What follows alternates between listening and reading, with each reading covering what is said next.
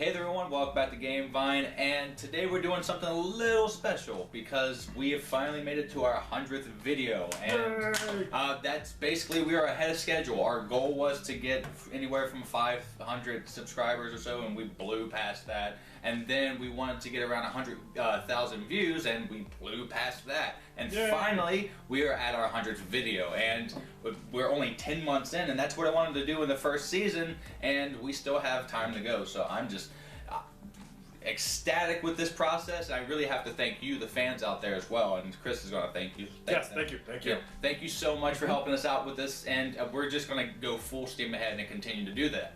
So with all that being said, we are today going to do something where you can get to know us personally a little more, and a lot of reviewers and stuff out there are doing this kind of thing. We're going to do our top 10 favorite board games. Top 10? Top 10. Top 10? Yeah, all 10 of them. So you better put down 10, because if you did 9, then you're going to have to make up something on the spot. I got 10. He's got 10. Okay, so that's going to give you a kind of an insight of who we are as gamers and maybe as our people. favorite games ever. Yeah, and I think they're going to be different because the way that Chris views games is almost completely different to the way that I view games, and it's almost completely different than all the other viewers out there. So that's why I thought it was important to get our top 10 out there, even though there are a ton out there. So the one other thing that I want to add is these top 10 games are games we would never turn down, right? If somebody offered to play them, it's without a doubt, it's bust them out on the table. I always throw at least one of these out every time we play. Right, and may not play them. Of course, mine is numbered from my favorite game at the top 1, and of course my 10 being my least favorite. But all these games are phenomenal, every one of them. And if your game didn't make the list, it's not because it's a bad game. It's just our personal preference of games that we like. And some of his games I've never played before either. Right. I don't know about your list. If I may have. We'll get there. We'll get there. So, without further ado, let's get onto that list. Alright, so I'm going to kick us off with my number 10 here. Now, this game was a surprise hit for me. I didn't think it would make my top 100, let alone my top 10, though it is on the very bottom, and it is Star Wars, so it's not too big of a surprise. It is the Star Wars Rift. I know the name Rift here is sending you running, but this is a reskin of the game that was made back way back when, called Star Wars Queen's Gambit. Now, each one of these games introduces and recreates a episode. Episode 1 with Star Wars Queen's Gambit, and Episode 6, Return of the Jedi, for this one here, Star Wars Rift. And that's so hard to say, I'm getting tongue twisted all over the place. But basically what you're doing in both games, you have 3 different battles, and you're playing card, trying to advance your side, and win overall the ultimate battle, like the war. So they're in the first one, Star Wars Queen's Gambit, there's a Darth Maul battle with the Jedis, and then the Gundam and the droid battle, and ultimately the battle for the planet itself. Well, this one here has the same aspect. Luke and Vader are fighting off, and there's a battle for Endor, and then the ultimate space battle to destroy the Death Star. Now, I've played this game numerous times since I've gotten it. That is the special edition one, the black edition that has upgraded pieces, but there is a lower quality version which is essentially the same thing. But every time I play this with my daughter, with my wife, and with other people, but mostly I play with them, I've lost almost every time because I play the Empire. But I have fun doing it every time, though I have snaked out a win and blew up everybody with the Death Star, which is so absolutely satisfying. So that's why, those are some of the highlights that I have for Star Wars Rift. It's my surprise hit of the list, and that is my number 10. So I guess on to my number 10, which happens to be Cockroach Poker. Yep. Which is a small, easy, fun game. Yes. Artwork in it is kind of kooky. It has a bunch of, there's no same art of any animal. It's all different. Every animal is different. Yeah, I did appreciate that too. And they're not the same, but I mean they're the same animal, but different angles, different aspects of it. It's a fun, quick game you can take anywhere with a lot of people that may not have played it before. Right. And you can explain it very, very easily. It's very quick. And the whole point of the game is just to have fun. Yes. And to bluff. Bluff. That's the best part about the whole entire game. I love bluffing games. They are my favorite. I mean, it induces laughter because basically you're passing cards and you're saying it's something and you might be lying or not. Or you could be telling the truth. And they have to call you out on it. So if they do it wrongly, or if they do it correctly, there's always going to be somebody that is out of the game and other people at the table is laughing. So it's a number 10 for me. I will never turn it down. That's an interesting pick. I do like this game. It's not on my list though. I do appreciate it in its entirety. So that is a good game for your number 10. Cool. Okay, so on to my number 9, which happens to be a new one for me. This is the first time I've played it, and it's actually called Codenames. Which is, I really enjoyed this game. When Dave brought it out, the one night I was here with my future brother-in-law and your wife, we all played it. We thought it was going to be a quick, short game. Turned out to be an hour, and I got in trouble for it. Well, I mean, we played 5 times. We did, because it's a fun game that you want to keep playing. So the easiest way for me to describe this game is the game show Password, where you just have a bunch of words out in front of you, and you have a little chart. A chart. Is it a chart or is it like a grid? Grid. A grid. Yeah. You have a grid that the one person has to tell the other people one word and a number, and they have to figure out what ties together with that word. And or number. Right, and figure out how many. So it was a fun, quick, and easy game that I really enjoyed.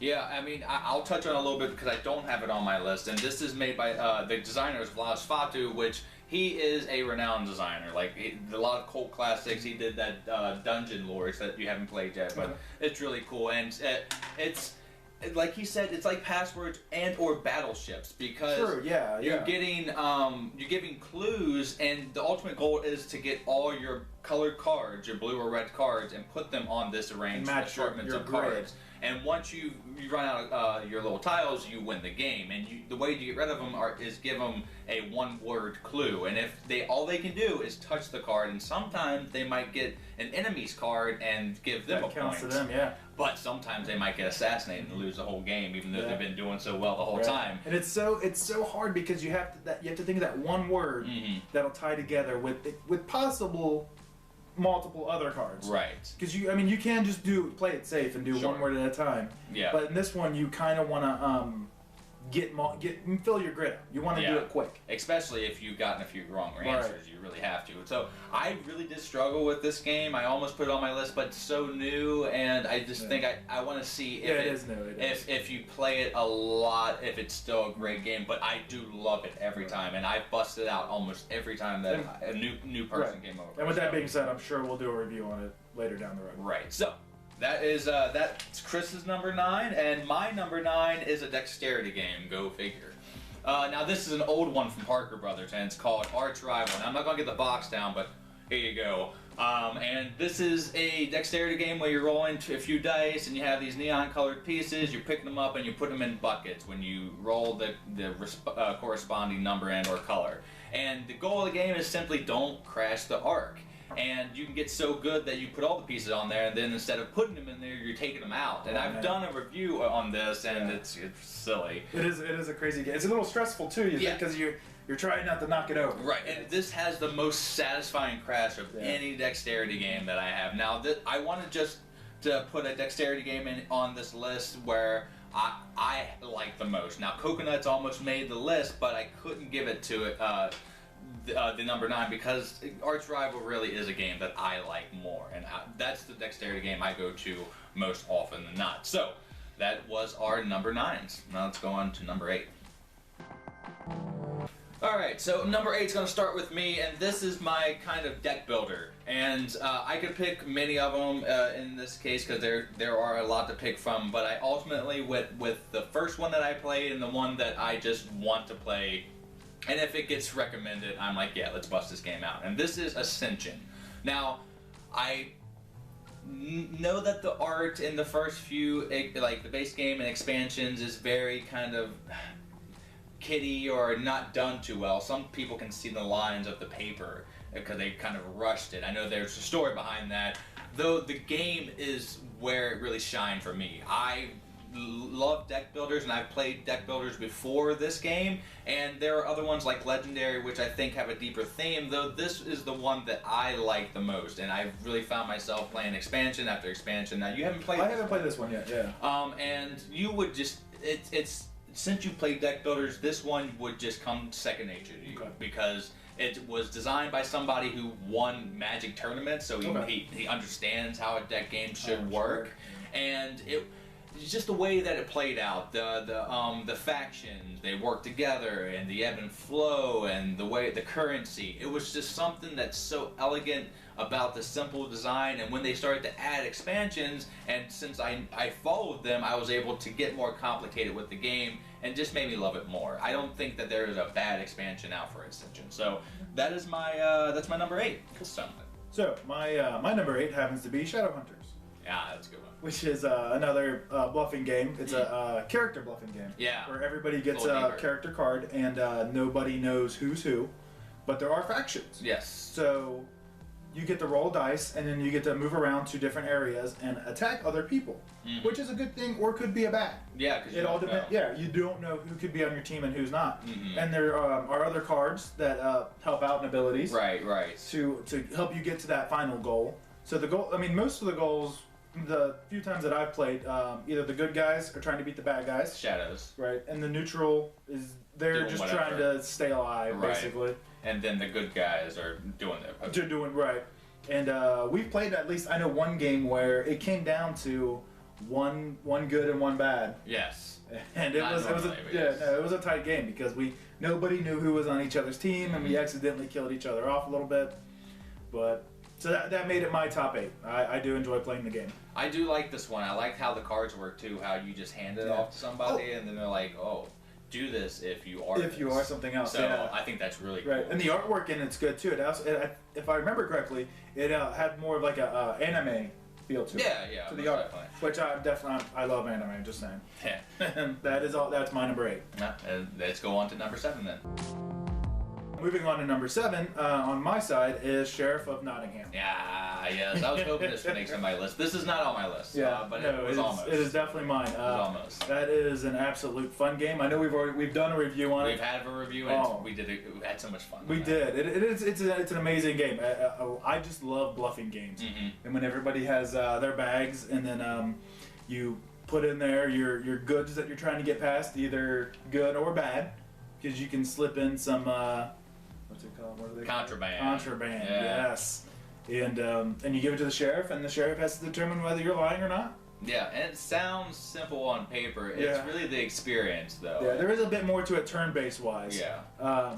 But in a nutshell, that's really what it is. You're trying to get contraband in, or you're just trying to be good the whole time, and hopefully you can get the first place or second place. Both the tactics win, honestly. Either our friend Lonnie Joe, he tells the truth the whole time, and every he single can time. win. But this game brings out the theme. Like, you start to get into character, which I love. Totally. And I believe there's an app that you can get for this game. Yeah. On our review, you can see everything. We basically flesh out the whole game. So if this sounds interesting, and this is his number 7, go check out our review. On to yours. Let's go that way. All right. So number 7 is it's kind of I'm cheating a little bit here, but I see what you're gonna do. King of Tokyo or New York. Right, and I love both of them. Though personally, if you're gonna nail my hands to the wall and ask me which one I'd rather play, and it would be King of New York. Okay. Yes, because it's a bit gamier for me, and I like attacking, and that really does enforce attacking. Now, this is kind of the King of games are kaiju battles where monsters are going against each other, rolling claws, trying to get victory points, and ultimately trying to win the game in that fashion. Now, this game is great for almost anyone. Now, we don't have a review, though. I'm planning something special for this one. And this one is just good for new gamers, hardcore gamers all alike.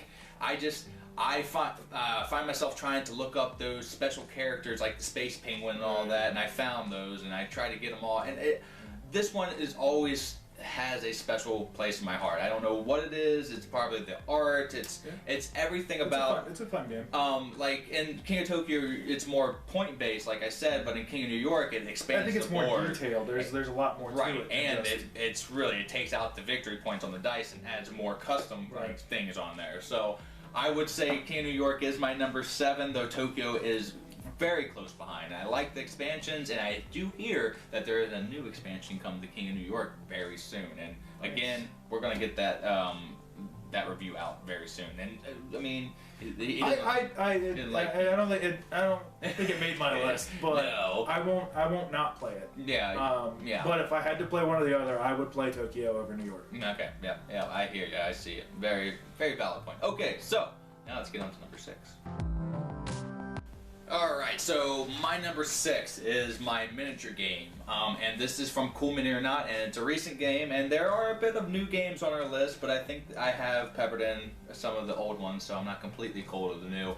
This is a miniature game called Ramen Bones. Now, you haven't played this one? I haven't played this one, but you've seen it. I've seen it. It looks wonderful, doesn't it? Yeah, the art looks awesome. The miniatures, so that I've seen so far. Yeah, the miniatures are bar none. Cool Mini does a great job with that, and essentially if you are into MOBAs, that's basically arena battle video games where they have champions and mindless minions being played by the AI, and it's basically champion teams going against champion teams. And they recreate that in a board game fashion and do it in a pirate theme, which I'm not a huge pirate. I'm down for pirate theme. I like pirates. I think it's a good one, but it's not one I'm like jumping to go get. But this one makes me want pirates. Okay. I love it. It's one of my favorite games of all times. Being on this list, number 6, we're really getting to the cream of the crop here. Yeah, we're halfway there. Yeah, and you're basically just advancing your units and using character powers to destroy your opponent. You're boarding the ship, and it is a pirate blockbuster movie in a board game. It's the best way I can describe it. So if this sounds interesting to you, I do have a review on this one. I had to get it out right when I bought this game. I'm like, I have to review it. And you can tell that it's a bit kooky because I'm a silly guy, but you can tell how much I love this game, and I can't say any more good things about it. So let's move on to Chris's number 6. Cool, my turn, I guess. So my number 6 happens to be Shadows of Camelot. Oh, Shadow back to back, huh? Yeah, Shadow. Yeah. It's kind of a. I mean, we only played it 3 or 4 times so far, and it's turned into be. I mean, it made my list. Turned into be a game that I want to play more often. Yeah. And mostly probably because of the bluffing aspect of it, where the more people you have, you could have a trader. Yeah. In the mix. Not always. Not always. And it's set around the King Arthur time frame. Actually, it is King Arthur. Yeah, it literally. Yeah. Right. And you have all of his knights, and you move around the board to different places and do different things. You want to keep away the Saxons, or what was the other? The Pigmen. You want to keep them guys from attacking the Round Table, basically. And there's a lot of other stuff going on too. There's a Black Knight, dragon battles, the sword, the sword. No, not sword. The Holy Grail. Excalibur's there, but it's in the lake. Yeah. So, the Lady of the Lake, which is the proper thing, right? Right. Well, the stone didn't come till after, but that's getting ahead of myself a little bit. Gotcha.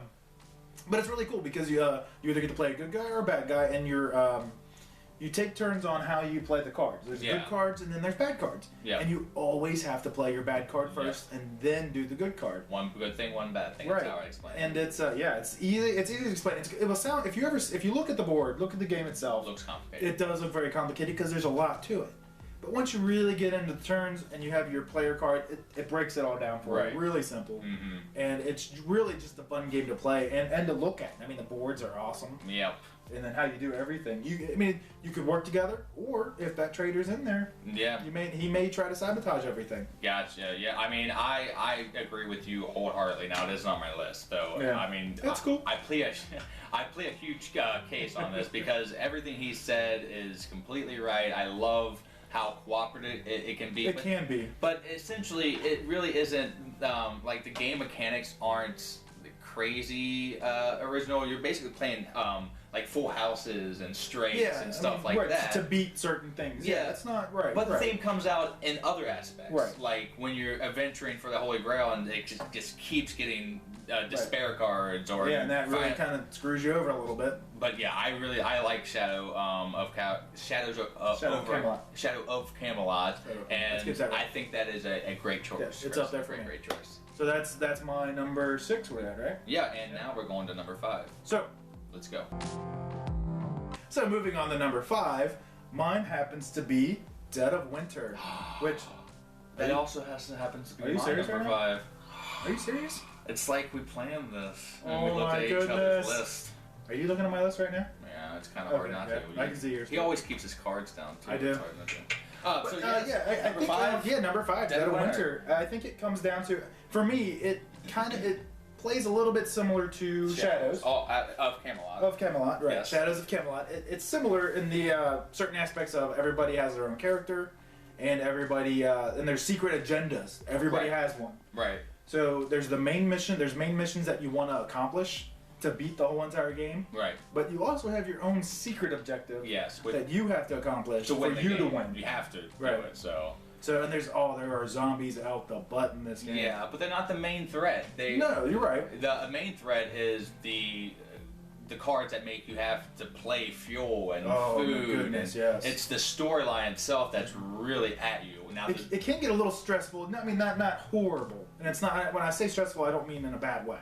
I mean, just trying to figure out what to do and not screw anybody over. Unless you're the traitor, you could. That's your plan. That's happened to us too once. Yes. My wife was just she really she got us good. So Dead of Winter, yeah, I can't say much more than that. I like the co-op. It is like the little brother of Shadows, and I love zombies. So if I'm gonna pick a cooperative game, I thought about Shadows over Camelot, but I ultimately went with this. With the Dead of Winter, yeah. Because they both. I mean, I go with either. Right. Anyone that's at any game night, I'm down. You're right, but if I push came to shove, I picked this one because I like the zombies, and it's made designed by Jonathan Gilmore, which he's a new designer, and this was kind of a huge surprise hit. Oh, and yeah, we had to get the actual second printing. Oh, right. It sold out all the time. Mm-hmm. Plaid Hat was the publisher, and their art style was really cool. And the one thing that it doesn't have is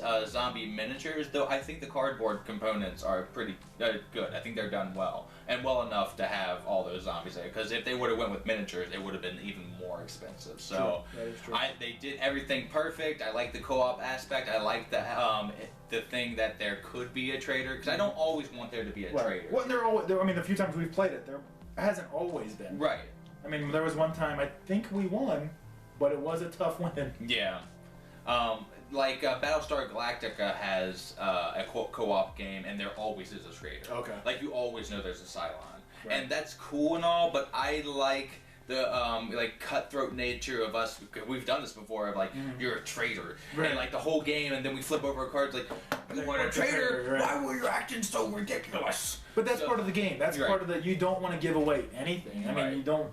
I mean, you could say you're a good guy, and you always want to. Right. But you don't really want to give too much away. I feel like that takes away from the game a little bit. Sure. Yeah. It really does. It's subjective. It depends on the party, but. Those are all the good things about Dead of Winter, and we really don't have bad things to say about it. So, since we knocked that out, 5. That's our number 5. Let's go on to number 4. Let's go to 4. Yeah, let's go to 4. So my number 4, is another Star Wars game, and I have 2 on here, and it is the Imperial Assault. Now let me grab this for you.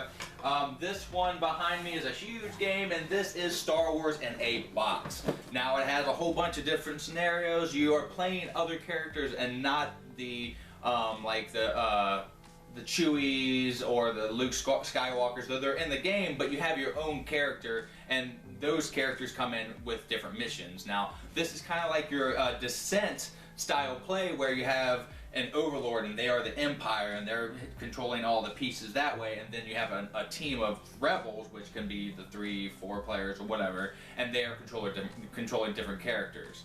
And then you set up a pre-designed board that I have here, and you go on different scenarios. So you gather equipment as it goes on, you get better, and not only do you have that game in this box, you also have a scrimmage game where you can just play flat out with the rolls, with Empire versus Rebel, with any people that you want. And it's kind of like HeroScape in that fashion.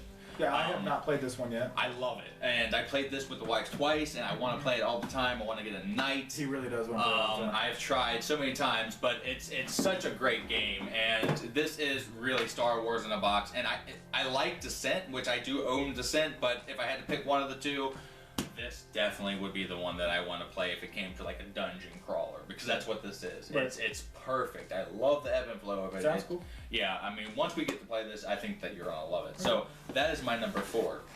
So moving on to my number 4. happens to be Skulls. Skulls. Wow, that's really high. It is up there for me. It's a very simple bluffing game. Just has to do with skulls and flowers, basically. I think there was. You like flowers? I just do. They're fun, yay! This game actually had another name, and I'm not familiar. I think just Skull and Roses. Skull and Roses. Now it's Skull. Just Skulls. Yeah. Okay. It is just a fun bluffing game where everybody has tiles, which are about the size of coasters. I mean, they're really just coasters.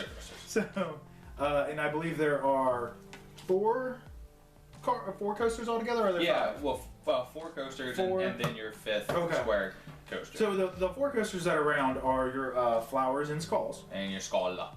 One skull. One skull. Yeah, because that's where you can screw people off. That's the important part. And then your square coaster, which is your actual player board, I guess you would say. Yeah. This keeps track of your score. Yeah. So basically, it's just a bluffing game of how many tiles you can flip over that are flowers. Yeah.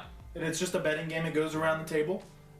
Each person betting if they could do one more than you started, or they could just pass altogether. Yep, and then let you go into that big pile of coasters and flip over a skull. Flip over their skull, which means if they flip over your skull, that means they have lost that round and have to lose one tile. Which can or be... not tile, coaster. One coaster. Yes, same thing. Yeah. Which essentially can hinder you big because time. it gets random. Like you hold it out and they pick the coaster. So. And if it's your skull, you kind of screwed a little bit because you can't actually place a bad bet. Yeah, so you're always going to have flowers there, which might be a good thing Could be good or bad. If you know that, then you're always going to know what you have. Wow, that's really high though. That is up there. It's a small game. Because it's a small and quick game that I can always play. But that's your taste. I mean, that's who you are. So I mean, but that's like I said. That. It's just a small quick game that you could just bust out anywhere with anybody that's never played board games or anything, and just bust it out, play it 2 or 3 times, and be good. Gotcha.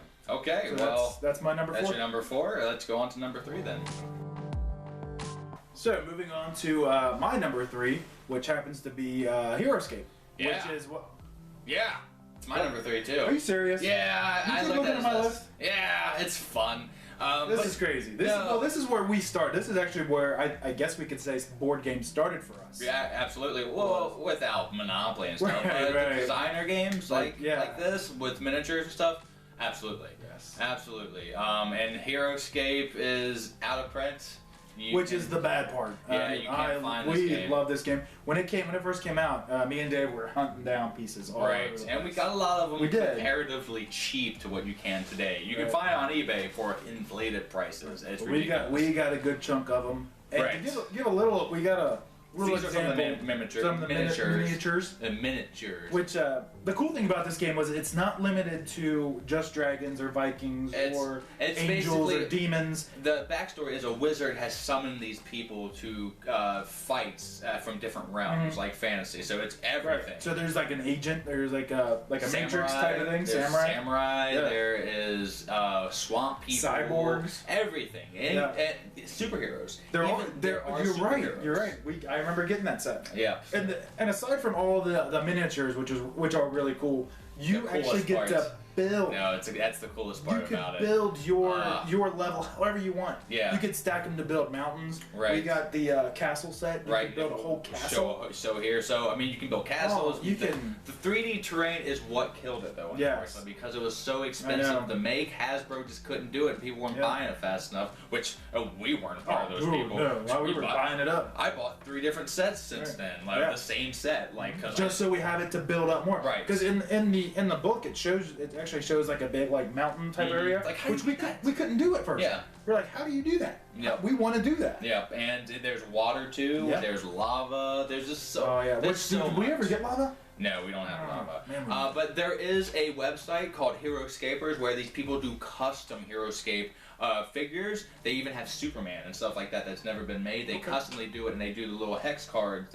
and they might be overpowered, but it is fan made. But they are keeping this game alive, and again, it's called HeroScapers.com, and they have map layout, so they tell you exactly how to make some of these maps. They have certain expansions like even Pokemon. They did Pokemon, which that would have been cool if it really happened. Yeah. I remember when that spider set came out. We were. I love that. I bought that. That one's really hard to get. It was. It has palm trees and stuff. Yeah, And I've been flashing pictures and stuff. So now, do you know that this game has a good like Lego feel to it? You can see if this game is for you, though. Again, disclaimer: it's not going to be easy to get. No, it's going to be extremely hard. I can tell you this too: it's not a quick game. Yeah. We've played a day game, which actually ended up being more like a 2 or 3 day because we had to set up and then take it down. Like, so we didn't want to take it down right away. Right. So, which was our fault. Yeah. But, so that's something you have to. It's a caveat too. You gotta have time to break down and build it. But there isn't much of like strategy in this game actually, because all you're doing is moving characters and rolling dice. There are some special abilities, but it's really that easy. Yeah. And so once you build the game, you can just get into playing it. You don't have to worry about any complex rules getting in the way. So I mean, there's like I mean, it's really simple. I mean, I guess the other thing you can kind of compare it to are 2 other things, and you can cut this out if you want. But the things you can compare it to kind of are the HeroClix, and Warhammer. Yeah, because in this game, it's about line of sight. What your character, who your character can see. The way that they do this in this line of sight, I think, is great. Yeah. Like other ones have the same thing, but they do this really well in this game. Right. So this is just the 2 things that are very popular right now that you could compare this to a little bit. So we're going, we're going off the rail here. I mean, we do love this game, and it was our first love board game wise, and we could sit here all day and talk about it. Yeah. So let's moving not do that. We'll go over to Dave on his next. We'll go to number 2. Yeah, let's go. Okay, so HeroScape, that was our number 3. So I guess let's move over to your number 2. My number 2 is a game that really spawns off my love for Magic, dice, and collectible card games, and superheroes. And I know where you're going with this. Yeah, I'm pretty sure you do. My number 2 is Dice Masters, and I love it all. Now, if I really had to sit down and pick a set, I would say either the... It's so hard. Either the Spider-Man, Green Lantern, or the Dungeons & Dragons. Well, the Spider-Man one's completely new. That's... Right, so okay, either Green Lantern or Dungeon and Dragon. Both of them are just great sets, and I think that it's so cool and innovative. I love the way that Mike Elliott and Eric Lang have designed this dice pool, dice building game where you can pick your heroes and just put them out there, and you can build as in a deck builder. And it's so fast and thematic. I know they're just dice. Are you saying that you could put, let's say, Superman versus Spider-Man? Well, of course you can put Superman versus Spider-Man. You know this. And if you wanted to do Dungeons and Dragons too, you can put a dragon against Spider-Man. Anybody against that? It might not work as well, but you can do it. And there's so much out right now. You have your choice, though Yu-Gi-Oh! Sucks. You can do anything that you want in that world. And it's just, nobody in my group actually plays this game. Now, he hasn't got me yet. Spider-Man does sound great, and I do kind of want it, but I still hasn't drawn me in yet. Yeah, I still can't get him to play it, though one day I will. But even though nobody really plays this game, I keep collecting it. I just keep collecting so much of it. I have it here, I have it back here, I have it over there. There's so much Dice Masters I don't know what to do with, and I don't play as much. I like to read the cards. I like the collectability of it. I like the themes. It hits on all cylinders for me. I'll tell you that card artwork is pretty good. Yeah, I do like it, and I do like. Yeah, for the most part, it is really good. The dice, I like how every character has a different emblem on them. Yep. To just to figure out which dice goes with who. Right. I do like that. But you know what? If they went another way with it, if they added, let's say Dragon Ball Z. Yeah, I can see Dragon Ball Z. You might get me into it then. Yeah, they could take like the character, because they have 3 different levels, and then they get like power up, and then they flip it up to the next phase. I can see that working really well as well. I would get into it then, I think. Yeah, I mean they're doing Turtles is coming out soon, and they're doing more D&D sets. So if you like the D&D, you can do even more of that. I mean, they can do Terminator. They can do Star Wars. They can have Luke against Spider-Man. It could be crazy. I mean, I love Dice Masters. Just. And it could be my number 1 if my number 1 here just didn't take me every time that I played it. So I could sit here and drool over this game all day and night and still not play one game of it and love it ever so vastly. So Yeah, let's go to your number 2. Well, now we're just going to randomly do my number 2. Yeah, because I love this game. So, Good. with that being said, Yeah. my number 2 happens to be Resistance. Resistance, huh? That is up there for me. there. I'm a bluffing game fan. Love bluffing games. Resistance is all about the characters, spies versus the Resistance. Right. And good versus bad. I mean, it's just really about taking it all depends on how many people play the game with you. It determines how many turns there are. Right. So you just go on a mission, everybody votes whether the mission is a go or not. If there's too many thumbs down, the mission doesn't happen, moves on to the next person. Yep. And that all determines if you can figure out who the spies are. Right. Because it's a game where only the spies know who they are. Everybody closes their eyes, and then there's a countdown. The spies wake up, and then they see each other, and then they trying to get on the same page. Because we played a few games where the spies were not on the same page. Right. Oh, and that really lost the game for me. But it's really cool. It goes around the table.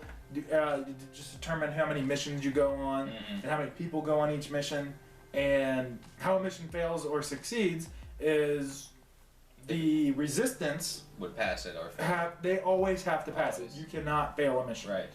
Now the spies can pass or fail. Yeah. So that's really up to them to decide how they're going to do a mission. So they can kind of cue them and kind of like... Right, take the mission down, basically. Yeah. So...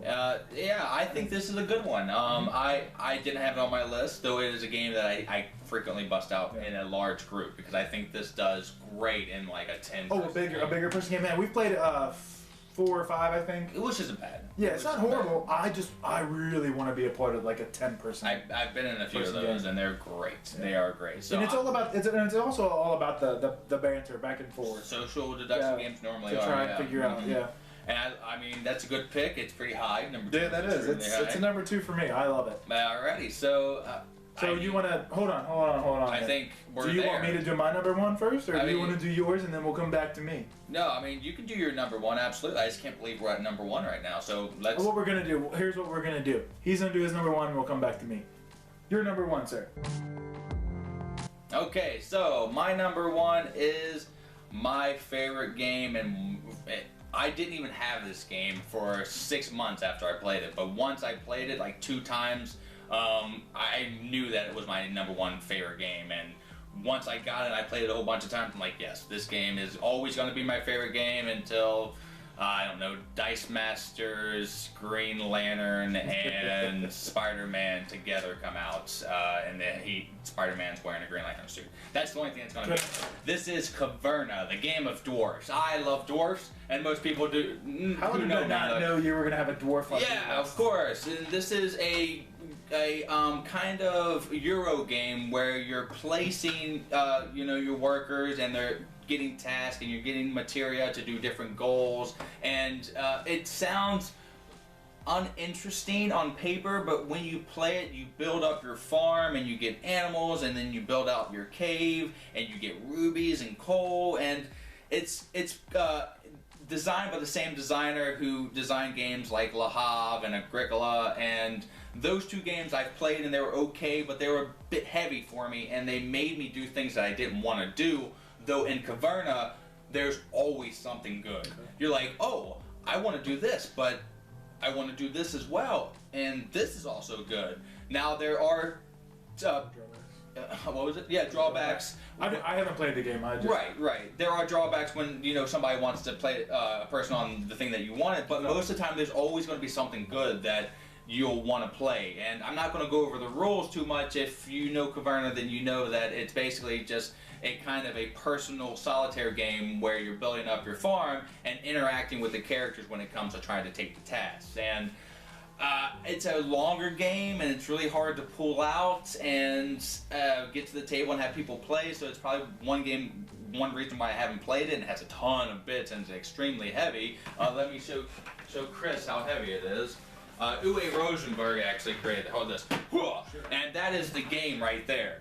And again, it doesn't look appealing, though it's if you ever played this game, I've not seen a person leave this game with a frown or unhappy that they play this game. They wanted a copy, and this is always out on the market for fluctuating prices like in the 80s and 70s because it's just one of those hard to get games, though it is like a deluxe game within itself. I mean, it's terribly great. I love it so very much, and it's going to be my number one until further notice. I love it so much. It's about dwarfs. He's all about dwarfs, apparently. Dwarfs. Loves dwarf games. I'm surprised there aren't more dwarf games on his list. Yeah, I mean, I'm actually going to do a Fast 5 on dwarf games soon, and Fast 5 is the same thing about this, though Fast 5 is more of a highlight of games. This is my top 10, so these are games I really like, so I can't just throw dwarf games on here arbitrarily. I wish I could, but I can't. These are games I really like. So, let's get to your number one. So, we are almost done. We're just down to the last game on this video, and this is Chris's number one. Let's get to that right now. So, my number one, best game ever. I want to play all the time. If you've been noticing my game list that we went here so far, there's your pattern. I am a big bluffing game fan. My number one is One Night Werewolf. Dun, dun. Daybreak. We want to get technical. Yeah, because I was going to make you pick one. You were going to. I was going to make you pick one. He was. But, yeah, One Night Werewolf is really similar to Resistance, like I just got done talking about a little bit ago there. Except it's more of a timeline event. Where you have, I mean, we've only done 5 minutes. Yeah. You can up that time a little bit more if you want to, but you only have 5 minutes to determine who are the werewolves and who are the villagers. You don't really have to figure out who the villagers are. You got to kill one werewolf. Yeah, you have to kill one werewolf, and then the villagers win. Mm-hmm. But if the werewolves survive, then they win. They kill the village. Yeah, and it's one of those games that you'll say, let's play again. Let's do it again. That's the beauty of this game. Is you don't, I mean, we start playing it like, oh, we'll just play it. You don't just play it. Mm-hmm. You keep playing it. Mm-hmm. You want to play that second, third time, fourth time.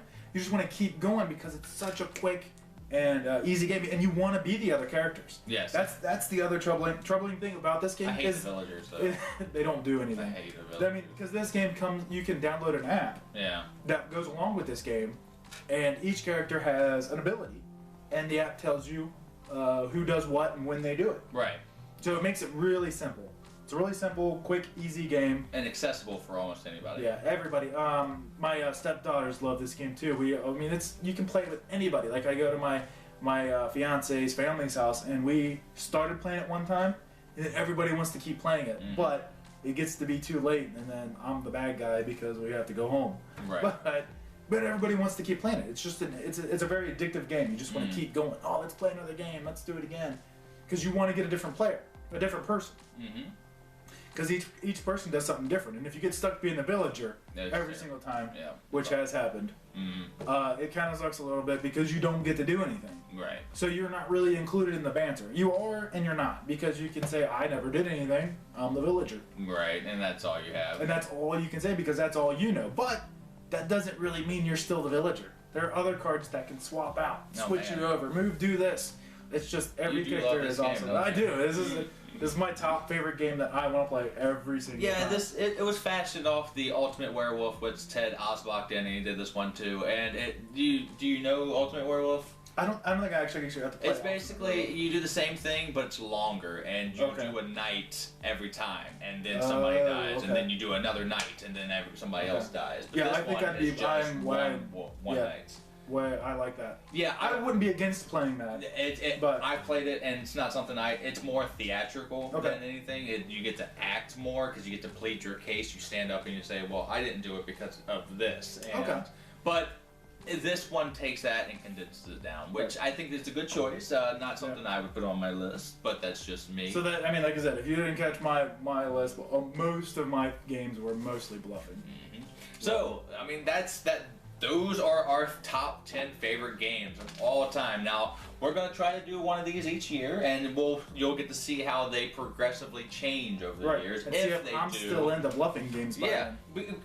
Well, you are pretty deep into the games now, the world of gaming, but you are relatively new. I want to expand a little bit more. Right. And see if something else makes a list. Because there are tons of games out there. There are thousands upon thousands of games, and we had to pick 10 that we've played. Now, again, disclaimer, these are just out of the games that we have played. I'm sure if we've played other games, things, yeah. we would be like, oh my, I have to play this game all the time. This is my favorite game. So, with that in mind, give us some slack there, and these are our personal top favorite games. So, thank you so much for joining us on today's top 10 list and our 100th video. Thank you again for helping us get to this point.